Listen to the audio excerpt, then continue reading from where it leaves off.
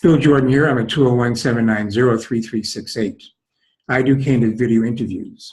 If you're a painter, sculptor, or a candlestick maker, this is the place you need to be. Why? People buy from people they know.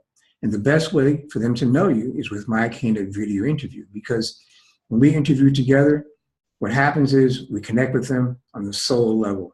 And once they're on the soul level, that's S-O-U-L level, right? That's as good as gold, right? You know, that's the way life works, you know, right? Just think about any relationship you have.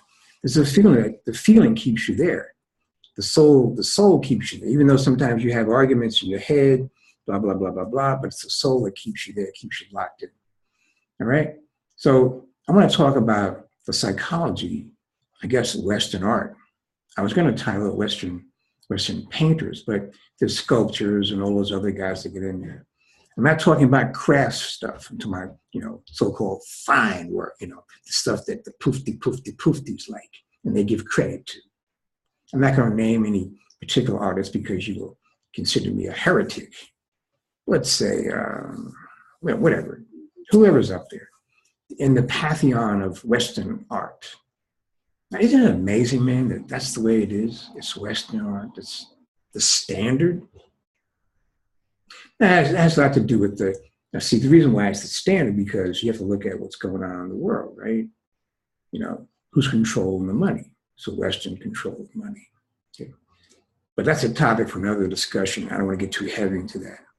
But what I'm saying is that's the standard. Even like in Africa, they're trying to pattern themselves after these Western contemporary styles, which is really kind of sad. You know, it's just not, you know, in Asia is the same. They want to get on the contemporary ride. It's just in some way that by doing it, they will be accepted, and they want to play in that arena because it appears to be a very lucrative one, and they want to survive. They want to make money at what they do, and that's part of the condition. Is that, you know, the artists, or that's the thing. Is it the artist or artisan? Now, artisans are different from artists, right? The artisan is a guy who makes stuff like gold plates, you know, furniture. You know, a carpenter makes stuff. Those guys should get paid, right? So they show that because they serve a function, right? A purpose. And that leads us to the question, what function, what purpose does your art serve? Because if you're not serving a purpose or a function, then what are you doing? In other words, let's say you're a plein air guy, right? And there are a lot of plein air painters. You know, they go outside and they paint what they see. Now, what's the purpose of that?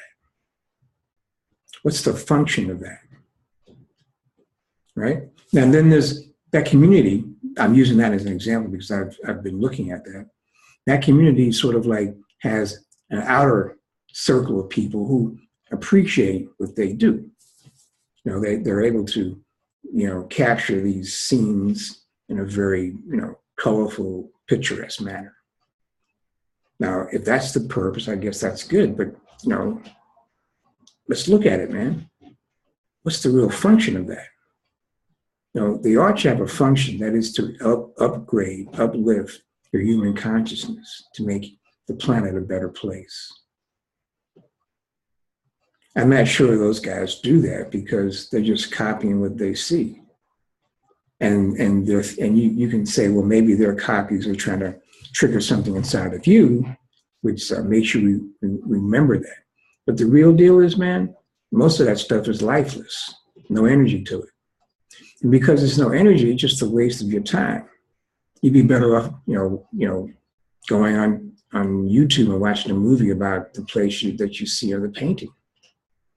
You know, you want the real energy, and very few artists are out there with the real energy, man. I know I'm going out on a limb, but I don't care. It's just a fact. It's part and parcel of society today. They can't make what they're not. As within, so without. Check out my book.